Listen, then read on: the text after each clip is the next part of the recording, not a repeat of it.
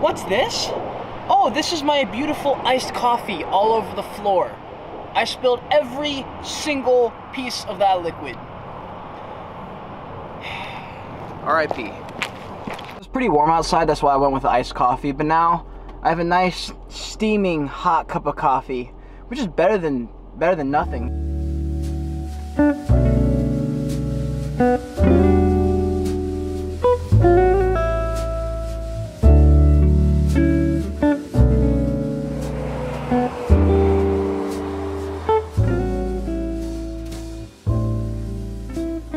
Concept of the book is basically that you at any point can become the observer of your mind, which is enlightenment. So there's no like achieving it. It's just like you just decide, okay, like I'm gonna start observing, and like boom, enlightenment is like you're doing it.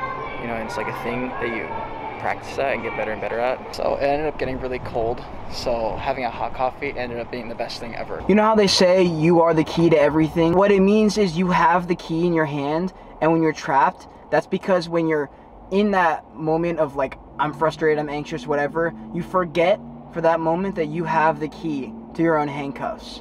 And that's where most people are, that they just don't remember they have it. And when you do remember, and you have the awareness, hey, I have the key to unlock the handcuffs that I feel like I'm trapped and bound in, you know that you're not actually bound, and it's all a construct in your head. And if you know that the handcuffs you're wearing, that you're giving yourself, aren't actually locked because you have the key, then life is just so much easier, right? Did I just reverse engineer consciousness and the mind? Figured it was time to start decking out the crib.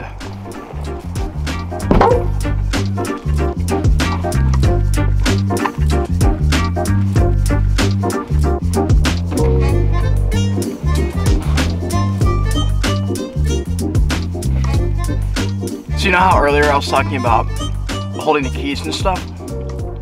A better analogy may be like if you're at a party, if you've ever been to like a place you didn't want to be, or a party that just didn't fit your vibe, and just knowing that you drove and you have the keys, like the keys to the car, that you can leave at any moment basically, gives you peace of mind, because you're like, I don't want to be here, I don't want to be here, oh, I can leave. And that alleviates all that internal stress that you had, because you're like, I have an out. Alright, so we just finished up the next stage, which was, well, decking out the mobile home. Just a comforter, sheets, and a pillow. I'm gonna order like actual ones. These are just extras I had in my house, but just getting accustomed to it. As I've alluded to in all my other podcasts and videos, 1% a day. Adding 1% every day makes me more accustomed to the idea of living in a van. So right now we are still in a Prius because I can't afford a van right now, but we're getting there. It's becoming more real, obviously, because it's actually happening and not just in my head, not just some fantasy that I want to live out. I'm putting in the dirty work that other people don't want to do because I want this for myself, and I'm going to go after it. So if there's something you want to go after it. This is potentially where the video ends, so if it is, I hope you have a wonderful day, and if there's anything you can take from this video, it is that you are truly the creator of your own reality, and it takes a lot of fucking work every day and intentionality. Please just, I mean, if you haven't hit that subscribe button by now, I really don't know what you're doing, because you're like 5 or 6 minutes into this video at this point, right? So hit the subscribe button, drop a like on this video.